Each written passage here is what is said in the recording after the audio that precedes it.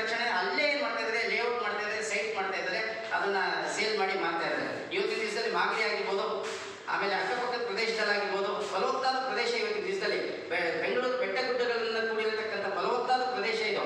ಇದನ್ನು ಇವತ್ತಿನ ದಿವಸದಲ್ಲಿ ನಗರೀಕರಣ ಅಂತ ಮಾಡ್ಕೊಂಡಿರೋದು. ಆಮೇಲೆ ಎಲ್ಲ ಥರದ್ದು ದೊಡ್ಡ ದೊಡ್ಡ ಕಂಪನಿಗಳು ಬಂದಿರೋದ್ರಿಂದ ಏನಾಗ್ತದೆ, ಅಕ್ಕಪಕ್ಕದಲ್ಲಿ ಇವತ್ತಿನ ದಿವಸ ನಾನು ಆಗಲೇ ಹೇಳಿದ್ನಲ್ಲ ನಾನು, ಕೆರೆಗಳು ಇವತ್ತಿನ ದಿವಸದಲ್ಲಿ 61 ಕೆರೆ ಬಂದು ನಿಂತಿರತಕ್ಕಂಥದ್ದು. 390 ಕೆರೆ ಇಲ್ಲ, ಆಮೇಲೆ 268 ಕೆರೆ ಇಲ್ಲ, ಇವತ್ತಿನ ದಿವಸದಲ್ಲಿ 60 ಕೆರೆ ಬಂದು ನಿಂತಿರತಕ್ಕಂಥದ್ದು. ಹೀಗಾಗಿ ಕೂಡ ಜಲ ಸಂರಕ್ಷಣೆ ಅಂದ ತಕ್ಷಣವೇ ನಮಗೇನಾಗುತ್ತೆ, ಪ್ರತಿಯೊಬ್ಬೊಬ್ಬರಿಗೂ ಅನುಕೂಲ ಆಗಬೇಕು ಅಂತಂದರೆ ನಾವು ಜನಸಂಖ್ಯಾ ಸ್ಫೋಟ ಅಂತ ನೋಡೋದು, ಈ ಜನಸಂಖ್ಯೆ ಬಗ್ಗೆ ನಾವು ಯೋಚನೆ ಮಾಡಬೇಕೇ ವಿನಃ ಜಲ ಸಂರಕ್ಷಣೆ ಅಂದರೆ ನಾವು ಯಾವುದೇ ರೀತಿ ದೊಡ್ಡ ದೊಡ್ಡ ಡ್ಯಾಮ್ಗಳನ್ನ ಕಟ್ಟಬೇಕು. ಸರ್ ಏನೋ ಮನಸ್ಸು ಮಾಡೋದಾಗ್ಬೋದು ಅನಿಸುತ್ತೆ ಸರ್, ಸರ್ಕಾರಕ್ಕೆ ಏನಾದ್ರು ಮಾಡಿ ದೊಡ್ಡ ಮಟ್ಟದ ದೊಡ್ಡ ದೊಡ್ಡ ಡ್ಯಾಮ್ಗಳನ್ನ ಮತ್ತೆ ಮಾಡಲಿಕ್ಕೆ ಇದು ಮಾಡಿದ್ದಾರೆ ಅಂತ.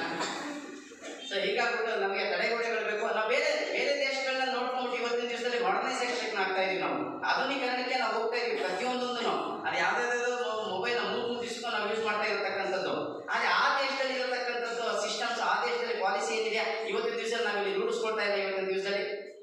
ಸೊ ಹೀಗಾಗ್ಬಿಟ್ಟು ನಾನು ಆಮೇಲೆ ಬಟ್ಟೆಗಳು ಅಷ್ಟೇ ಇವತ್ತಿನ ದಿವಸದಲ್ಲಿ ಒಂದು ಬಟ್ಟೆ ನಾವು ಪ್ರೋಸೆಸ್ ಮಾಡ್ಬೇಕಾದ್ರೆ ಅದಕ್ಕೆ ಡೈ ಹಾಕೋದಾಗಿರ್ಬೋದು, ಅದಕ್ಕೆ ಕೆಮಿಕಲ್ ಹಾಕೋದಾಗಿರ್ಬೋದು, ಪ್ರತಿಯೊಂದಕ್ಕೂ ಅದು ಆ ಮಿಶ್ರಣ ಏನಾಗ್ತಾ ಇರ್ತದೆ, ಆ ವೇಸ್ಟೇಜ್ನ ಕುಡಿಯೋ ನೀರಿನ ವ್ಯವಸ್ಥೆ ಏನು ತಗ್ಗಿನ ಪ್ರದೇಶದಲ್ಲಿ ಹರ್ಕೊಂಡು ಹೋಗ್ತಾ ಇರುತ್ತೆ, ಅಲ್ಲಿ ಹೋಗ್ತಾ ಇರುತ್ತೆ. ಅದೇನಾಗ್ತದೆ, ಫಲವತ್ತಾದ ಪ್ರದೇಶದಲ್ಲಿ ಏನಾಗುತ್ತೆ, ಅದು ಒಳಗಡೆ ಕೂತ್ಕೊಂಡು ಅಲ್ಲಿ ನಮ್ಗೆ ವ್ಯವಸಾಯಕ್ಕೆ ಅನನುಕೂಲ ಆಗುತ್ತೆ.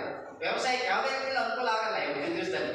ಸೊ ಹೀಗಾಗಿ ಜಲ ಸಂರಕ್ಷಣೆ ಅಂದ ತಕ್ಷಣವೇ ನಾವು ಕೆರೆಗಳ ಇಕ್ಕೆಲೆಗಳ ಜಾಗದಲ್ಲಿ ಕ್ಯಾಚ್ಮೆಂಟ್ ಏರಿಯಾ ಅಂತ ಹೇಳ್ತೀವಿ, ಅಲ್ಲಿ ನಾವು ಸಂರಕ್ಷಣೆ ಮಾಡಬೇಕಾಗಿರತಕ್ಕಂಥದ್ದು. ಆಮೇಲೆ ದೊಡ್ಡ ಪ್ರಮಾಣದಲ್ಲಿ ಹೂಳೆತ್ತಬೇಕಾಗಿರತಕ್ಕಂಥದ್ದು. ಆಮೇಲೆ ಒಳಗಡೆ ಗಿಡಗಂಟಿಗಳೆಲ್ಲ ಬೆಳೀತಾ ಇರೋದ್ರಿಂದ, ಕೆಸರುಗಳು ಒಳಗಡೆ ತುಂಬಿಕೊಂಡಿರೋದ್ರಿಂದ, ಆಮೇಲೆ ನೀರು ಒಳಗಡೆ ಒಳಹಾದಿಗೂ ನಮಗೆ ಜಾಸ್ತಿ ಸಿಗ್ತಾ ಇಲ್ಲ ನಮಗೆ. ಯಾಕೆಂದರೆ ಇದೇ ಭಾರವಾದ ವಸ್ತು ಆಗಿರೋದ್ರಿಂದ, ಮಣ್ಣಿನ ಪದರ ಕೆಸರು ಭಾರವಾದ ವಸ್ತು ಆಗಿರೋದ್ರಿಂದ ಒಳಗಡೆ ನೀರುಗಳು ಸ್ಟೋರೇಜ್ ಆಗೋದ್ರಿಂದ ಸಿಗಲ್ಲ ಅವಾಗ. ಸೊ ಈ ಥರದ್ದಾಗಿರೋದ್ರಿಂದ ನಾವು ಆಮೇಲೆ ರೈನ್ ಹಾರ್ವೆಸ್ಟಿಂಗ್ ಅಂತ ನಾವೇನು ಇವತ್ತಿನ ದಿವಸದಲ್ಲಿ ಸರ್ಕಾರದವ್ರು ಮಾಡ್ತೇವೆ, ಅದು ಹಂತವಾಗಿ ಅದು ಮಾಡಲೇಬೇಕಾಗಿರತಕ್ಕಂಥದ್ದು.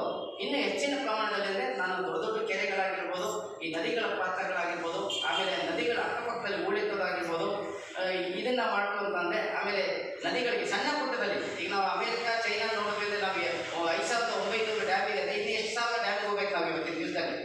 ಸೊ ಹೀಗಾಗ್ಬಿಟ್ಟು ನಾನು ಹೇಳಿದ ಜಲ ಸಂರಕ್ಷಣೆ ಈ ರೀತಿ ನಾವು ಮಾಡ್ಕೊಂಡು ಹೋದರೆ ಮುಂದೆ ನೆಕ್ಸ್ಟ್ ನಮ್ಮ ಪೀಳಿಗೆನಲ್ಲಿ ನಾವು ಅವೇರ್ನೆಸ್ ನಾವು ಕೊಡ್ಬೋದು ಅಂತ ನಾನು ಹೇಳ್ತಾ ಇದ್ದೀನಿ. ಸಾಕಾಗೋದು ಮಾತಾಡಿದ್ದಕ್ಕೆ ಧನ್ಯವಾದಗಳು.